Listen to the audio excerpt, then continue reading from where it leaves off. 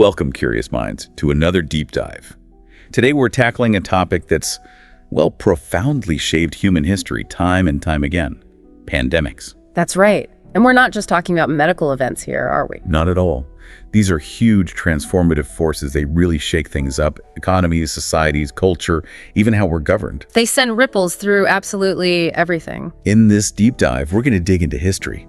We'll see humanity's strengths, innovation, cooperation, just sheer endurance sometimes. Incredible resilience. But also we have to look at the weaknesses, things like inequality, how fast misinformation spreads, and frankly, often a lack of preparedness that costs dearly. Yeah, those patterns repeat again and again. So our mission here is to pull out the key insights, maybe some surprising facts from historical accounts. We want to give you a really solid understanding of how these events shaped our world. And hopefully how those lessons can maybe guide us towards, well, a more resilient future. Exactly.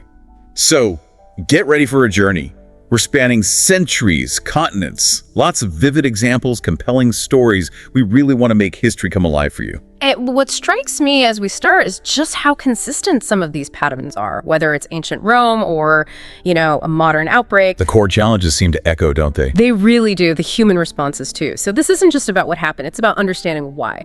What do these recurring themes mean for us now? That's a great point. So where do we start our journey? Let's go way back. Eastern Roman Empire, the Byzantine Empire, around 541 CE. Okay, set the scene for us. Well, you've got this incredibly powerful empire. Constantinople is its heart, a massive, bustling capital city. Rich with trade, I imagine. Absolutely. Emperor Justinian is in charge. He has this grand ambition, this dream, really, of restoring the old Roman Empire's glory, reconquering lost lands. A huge undertaking. Huge. And Constantinople, it's the crossroads of the world. Trade routes from Europe, Asia, Africa, they all converge there. An unbelievable hub of activity.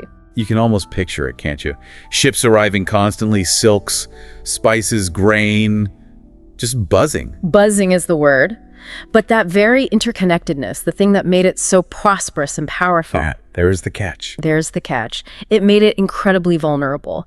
Those trade routes weren't just carrying goods, they carried Yersinia pestis, the plague bacterium. The same one as the Black Death later on. The very same. Hitching a ride on fleas, on rats, traveling along with the cargo, unseen, deadly. So this is the plague of Justinian we're talking about. Yeah. Often called the first global plague. That's the one. It likely started, we think, somewhere in Central Asia or maybe East Africa, Ethiopia, perhaps. And followed the trade routes. Precisely. Made its way to Egypt, probably Pelusium first, then boom, Constantinople, 542 CE. In the city itself.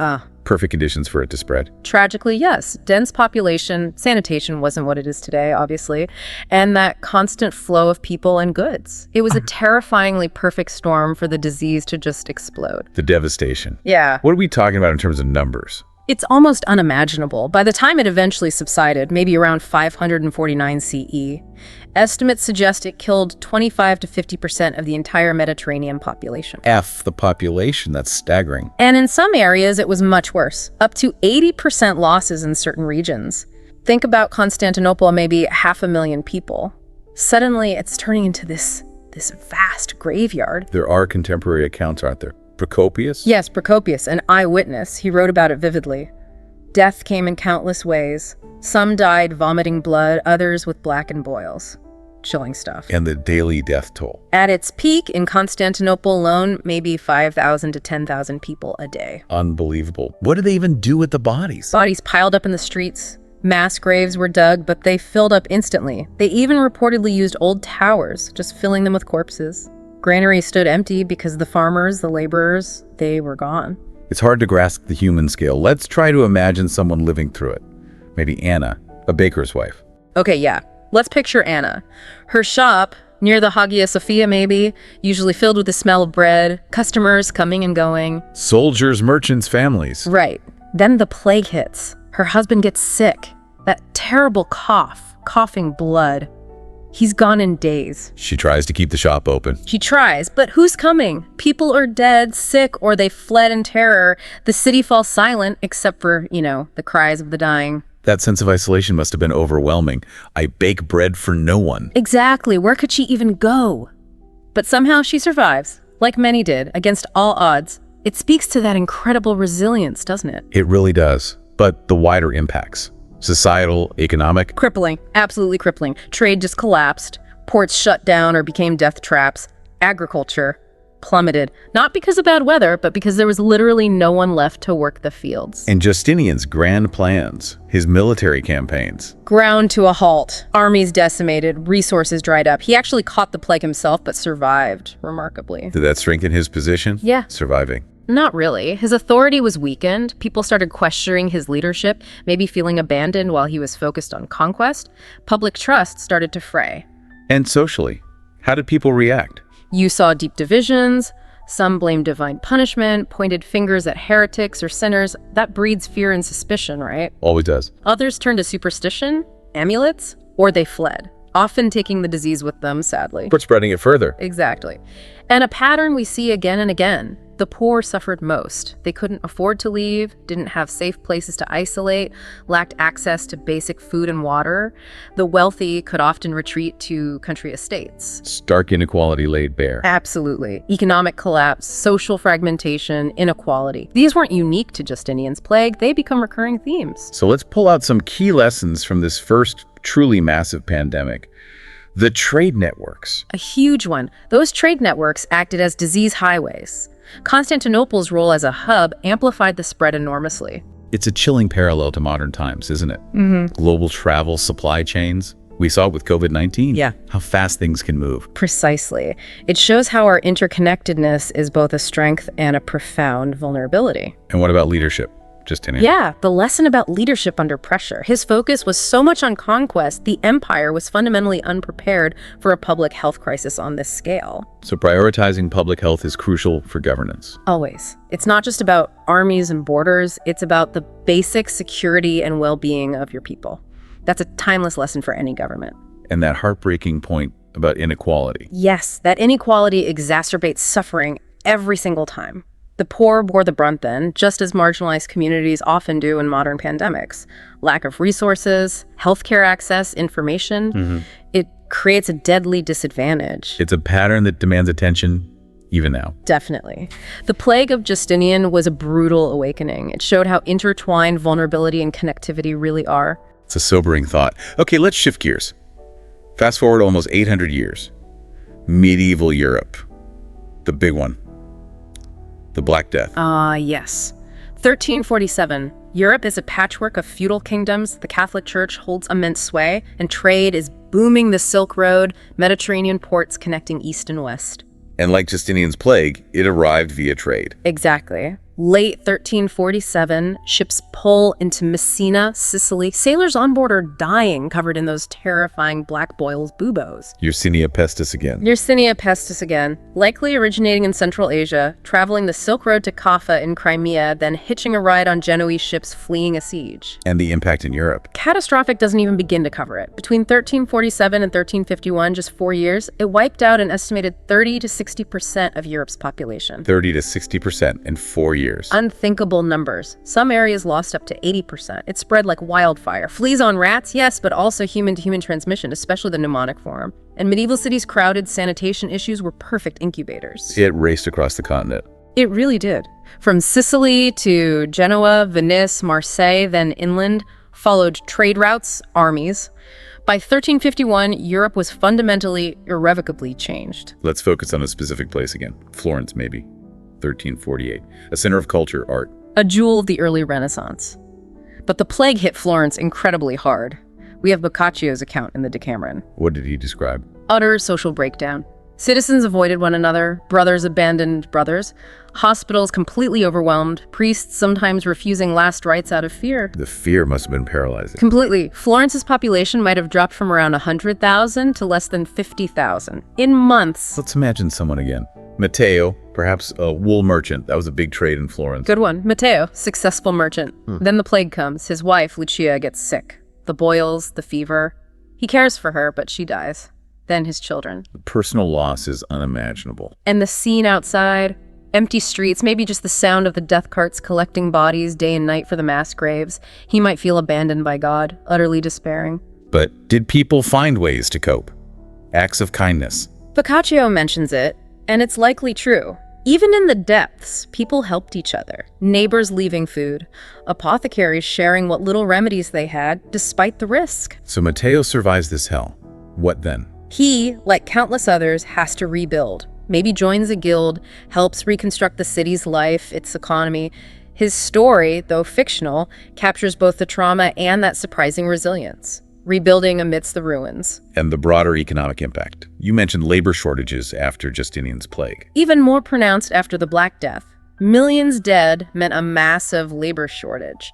And this fundamentally shifted power. How so? Surviving peasants and workers suddenly had leverage. They could demand higher wages, better conditions. Landlords were desperate for labor. Did the authorities try to stop this? They did. In England, you had the Statute of Laborers in 1351 trying to freeze wages at pre-plague levels, but it mostly failed. Workers knew their value. Did this lead to unrest? Absolutely. It contributed to things like the Peasants' Revolt in England in 1381.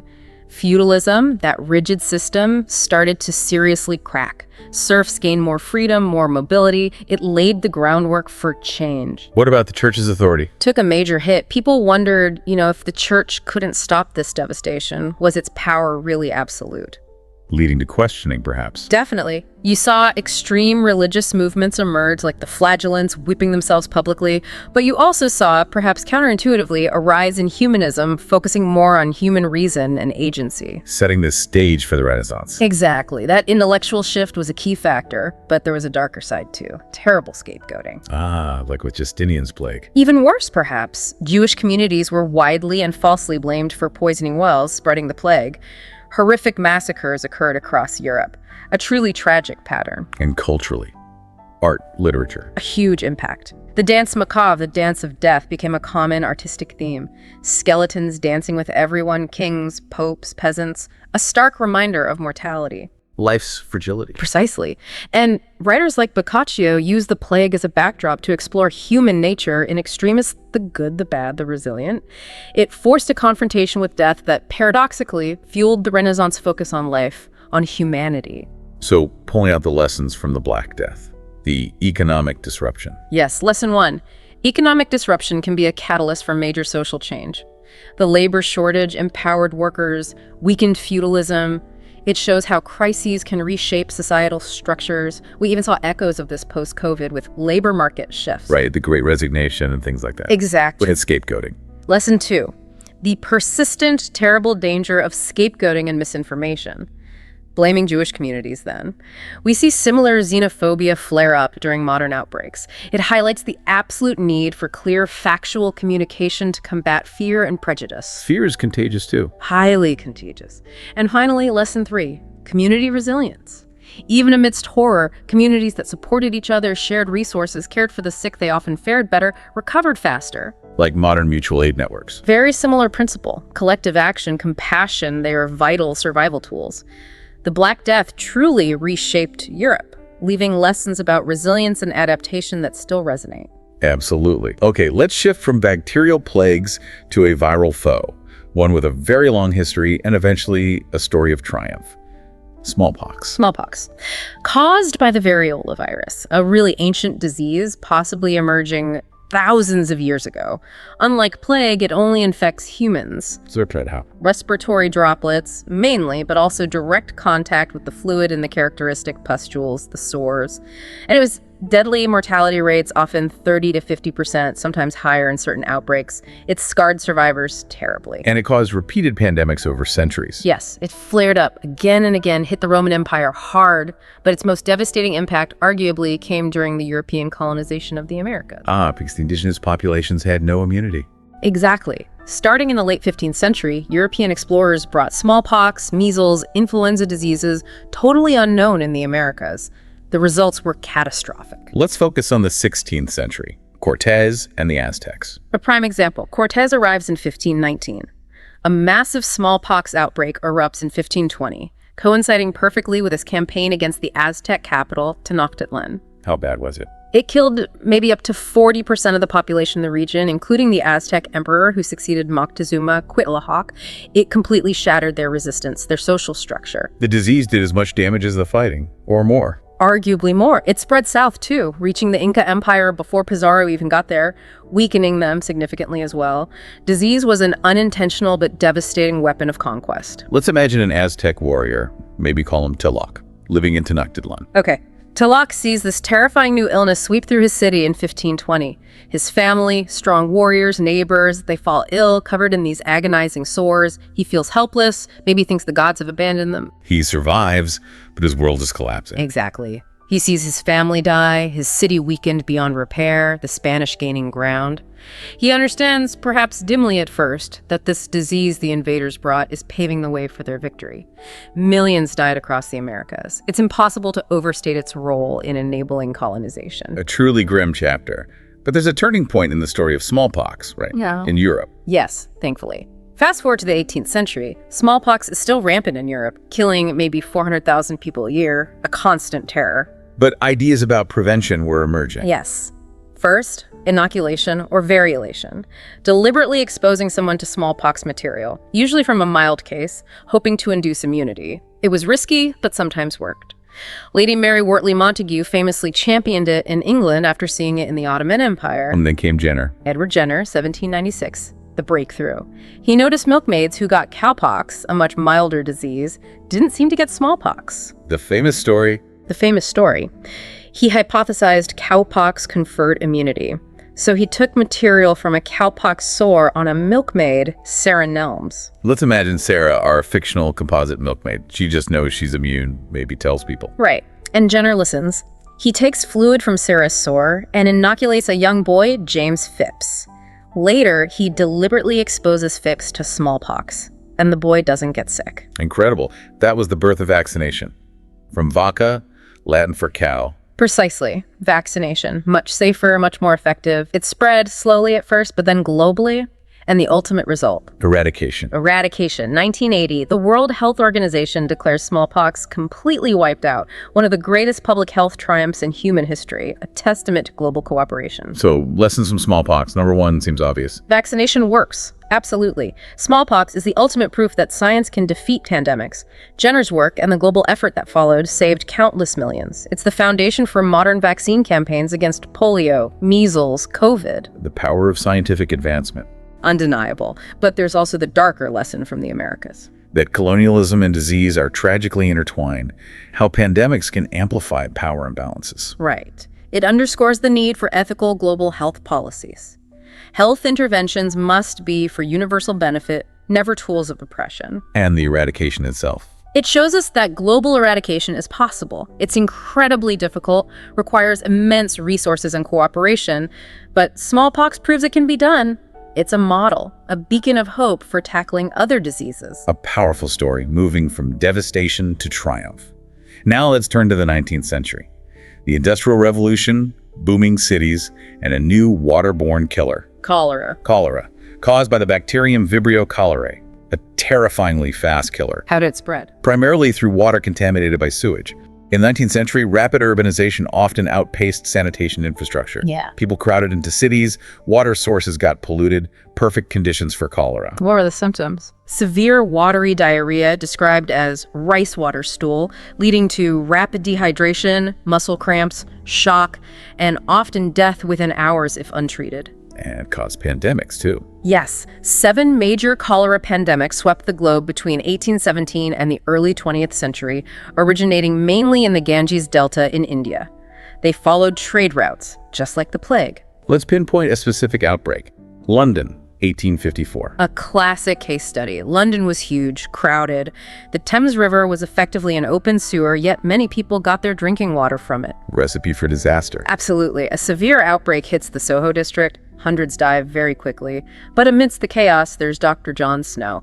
He didn't believe the miasma theory. The idea was bad air. No. He suspected the water, so he did something revolutionary for the time. He started mapping the cases, going door to door, plotting deaths on a map of Soho. What did he find? He found the cases clustered overwhelmingly around one specific public water pump on Broad Street. The famous Broad Street pump. Let's imagine Eliza, a seamstress living nearby. Okay. Eliza and her family rely on the Broad Street pump daily. Then her husband, her daughter, they get violently ill. The cramps, the vomiting. They die within days. She's devastated, terrified. But then Dr. Snow arrives. He arrives, asking questions, making his map. He convinces the local authorities, despite skepticism, to do one simple thing: remove the handle from the Broad Street pump. The outbreak stopped almost immediately. It was stunning proof. Eliza, seeing this, might think, that pump gave us water, but it brought death. Dr. Snow saved us by taking away its handle. That's the birth of epidemiology, isn't it? Using data to track and stop disease. It really is. Snow's work was foundational. Meanwhile, cholera killed millions globally, hitting places like India especially hard due to colonial neglect of sanitation. But did the outbreak spur change? Yes, that's the positive outcome. In Europe and America, the repeated cholera shocks finally forced massive investments in public health and sanitation. London built its huge sewer system. New York developed clean water supplies. It transformed urban life. Though cholera still exists today in places lacking sanitation. Sadly, yes. A reminder that the work isn't finished. So, lessons from cholera. Number 1, sanitation is critical. Fundamental. Clean water, proper sewage disposal. They are absolutely basic pillars of public health, still vital today, especially in developing nations. Number 2, Dr. Snow's legacy. Data-driven responses work. His mapping was pioneering. It showed the power of epidemiology, of using evidence to guide interventions. Contact tracing, disease surveillance, it all stems from this. And third, the cities themselves. Urban planning matters. Cholera thrived in poorly planned, overcrowded, unsanitary cities. It highlights the ongoing need for smart urban design and infrastructure investment to create healthy living environments. Cholera forced cities to clean up their act, literally. Okay, let's move into the 20th century.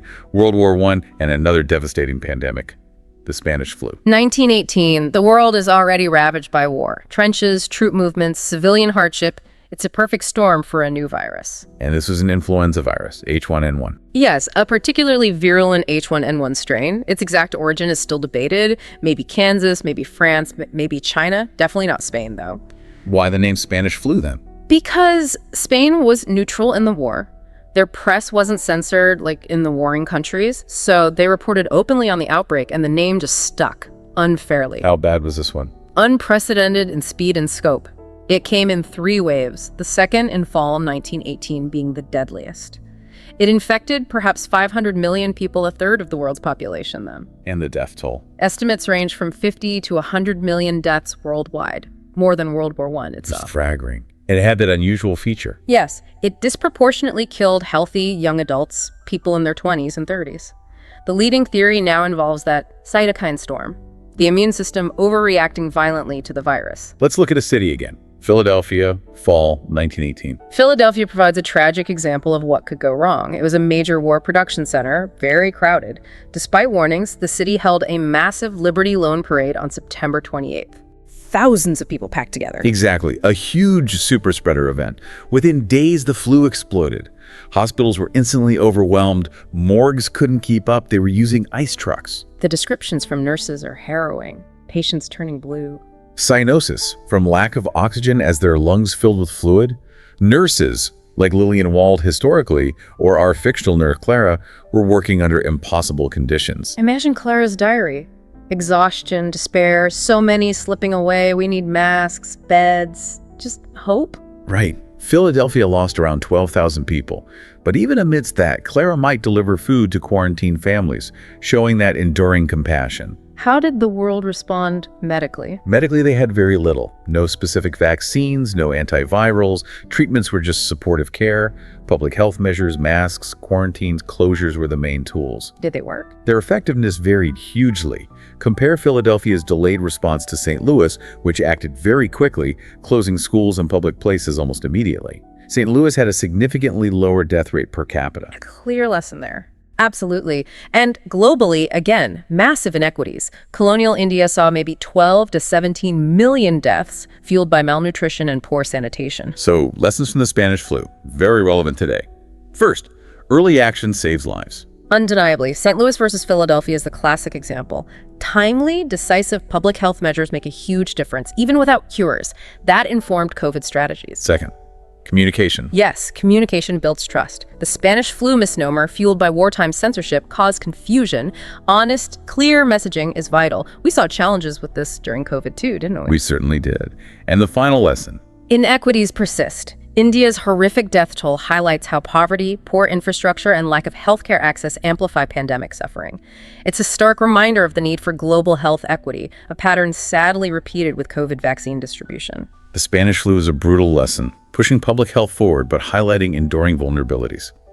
Let's jump to the 21st century. SARS, 2002-2003. A near miss. SARS severe acute respiratory syndrome. A novel coronavirus, SARS-CoV, emerged in Guangdong, China, November 2002. Likely jumped from bats, possibly via civet cats in markets. It spread globally. Yes, via air travel. It reached 26 countries, infected about 8,100 people, killed around 774. Now, those numbers are smaller than the big historical pandemics. But the mortality rate was high, around 10%. Exactly, and its rapid spread via planes was a huge wake-up call. It showed just how fast a new virus could circle the globe in our modern world. Hong Kong was a major epicenter, wasn't it? It was. Over 1,700 cases, nearly 300 deaths, and it had some specific, frightening examples of transmission. The Metropole Hotel. Right. A single infected doctor staying there spread it to multiple international guests, who then took it to Toronto, Singapore, Vietnam, and then Amoy Gardens. The apartment complex? Yes, a faulty sewage system apparently allowed the virus to become airborne, spreading through bathroom pipes and infecting hundreds of residents in their own homes. Terrifying. Imagine being Mei-Ling, a resident there, trapped in our flats, afraid to breathe. Total fear and isolation. Hong Kong became like a ghost town for a while. But their public health response, led by Dr. Margaret Chan, was actually quite effective. What did they do? Mass testing, strict quarantines, good public communication campaigns. They managed to contain it by July 2003, a testament to decisive action. Lessons from SARS. Transparency seems key. Absolutely. Transparency is crucial. China's initial secrecy delayed the global response. Hong Kong's relative openness helped contain it faster. Honest, timely reporting saves lives, period. And Amoy Gardens. A stark warning about urban risks. Dense cities, especially with aging or faulty infrastructure, can amplify outbreaks. It highlights the need for robust urban planning and public health systems. Finally, the global response. It showed the value of global cooperation. The WHO coordinated efforts quickly, sharing information. It was a model for how international collaboration should work to contain threats. SARS was a warning. Did we heed it? Well, next came H1N1 in 2009, swine flu. Another novel H1N1 influenza strain emerging in Mexico in spring 2009, a mix of swine, avian, and human flu genes. How did this one compare? It spread incredibly widely. Estimates range from 700 million to 1.4 billion infections globally. Huge numbers. But the death toll, while significant, maybe 150,000 to 575,000, was lower per case than Spanish flu or SARS. Still a massive strain on health systems. Definitely. Especially in the Americas initially. Mexico City was an early epicenter. How did Mexico respond? Quite quickly and decisively, actually. In April 2009, they implemented widespread closures, schools, businesses. It was disruptive, but aimed at slowing the spread. Let's imagine Juan, a teacher there. Juan sees his students disappear overnight. The bustling city streets become eerily quiet. There's palpable fear. But Mexico's rapid response testing, using antivirals like Tamiflu, participating in vaccine development, is credited with limiting deaths within Mexico itself. So lessons from H1N1, speed again. Yes, speed matters. Yeah. Mexico's quick action likely saved lives. It reinforces the need for rapid response systems that can activate immediately when a new threat emerges. And vaccines. They were developed for H1N1. They were. Vaccines are key. Their development and global distribution, though not perfectly equitable, were crucial in managing the pandemic. It highlighted the need for faster production and fairer access. And public perception. The swine flu label caused issues. It did. Misinformation and fear created unnecessary panic and sometimes undermined trust in health advice. So the lesson of maintaining public trust through clear, accurate communication was reinforced yet again. Hugely important. H1N1 showed progress, but also remaining challenges. Which brings us, inevitably, to COVID-19. The most recent, and for us, the most impactful. SARS-CoV-2 emerges in Wuhan, China, late 2019. By March 2020, it's a global pandemic. The scale is just immense. Truly, over 700 million confirmed infections, over 7 million deaths globally by early 2025.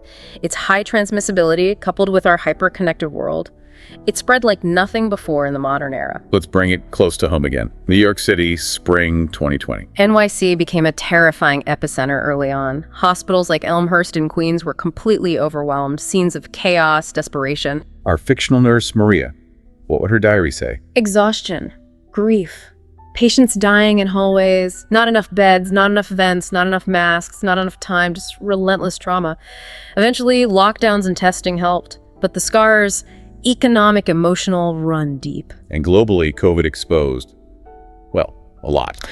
It really did. Stark inequities, wealthy nations hoarding vaccines initially, the explosion of misinformation, politically charged debates over basic measures like masks. A challenging time, but also a scientific triumph. Amidst it all, yes. Developing multiple highly effective vaccines in less than a year was absolutely unprecedented, a monumental achievement that saved millions of lives. So lessons from COVID, still fresh, still raw. Science. Lesson 1. Science saves lives. The speed of vaccine development was incredible, built on decades of prior research. It proves the absolute necessity of sustained investment in science and R&D. Lesson 2. Trust is fragile and essential. Misinformation ran rampant, fueled by social media, political divides. It hampered responses, cost lives. We desperately need ways to build and maintain trust in science and public health authorities. Equity. Lesson 3. Equity is essential for global health security. Vaccine nationalism, the disparities in access, it prolonged the pandemic for everyone. It showed painfully that pandemics require global solutions. No one is safe until everyone is safe. It's a powerful set of lessons echoing across centuries. Can we synthesize these? Pull together the core takeaways? I think we can. Looking across all these events, from Justinian to COVID, 5 core lessons really stand out, consistent patterns. Okay, what's lesson number 1? Preparedness is paramount. Every single time societies caught unprepared suffer more, we have to invest in surveillance, healthcare systems, public health capacity before the crisis hits. It's not optional. Now lesson 2. Inequality kills. The poor, the marginalized, they consistently fare worse. Pandemics rip away the veneer and expose deep societal flaws. Creating more equitable systems isn't just morally right, it's essential for collective resilience. Lesson 3. About us, our behavior. Human behavior shapes outcomes. Fear and misinformation make things worse. Compassion, cooperation, trusting science, these make things better. Our choices, individually and collectively, really matter. Lesson 4. The unexpected upside, perhaps. Adaptation drives progress. Pandemics force change. Sometimes terrible, yes, but often leading to innovation and new ways of living. Decline of feudalism, rise of public health, even remote work. Humanity adapts, it finds ways forward. And the final core lesson. Global solutions are essential. These are global problems. Smallpox eradication proved cooperation works. COVID vaccine development showed scientific collaboration's power, even if distribution failed on equity. We have to work together. National borders mean nothing to a virus. 5 powerful, timeless lessons. So as you, our listener, reflect on all this history, these stories, which of these patterns resonate with you? Have you seen them play out recently? It's worth thinking about. Absolutely. Look, pandemics are inevitable. They've always been part of the human story, and they likely always will be. But their impact isn't set in stone. Exactly. That's the crucial point. By learning from history, by remembering Anna in Constantinople, Matteo in Florence, Troach in Tenochtitlan, Eliza in London, Clara in Philadelphia, Mylene in Hong Kong, Juan in Mexico City, Maria in New York. By understanding their struggles and triumphs, You can make different choices. we can invest in science, foster trust, prioritize equity, build that resilience before the next one arrives, because it will arrive. The question is, will we be ready? That's the question for all of us. What lessons from these pandemics hit home for you? We'd love to hear your thoughts, share them, and let's keep this conversation going, keep learning together. Please do. And if you found this deep dive valuable, please do like this video, share it with others who might be interested, and subscribe to the channel for more deep dives into fascinating topics. Thanks for joining us.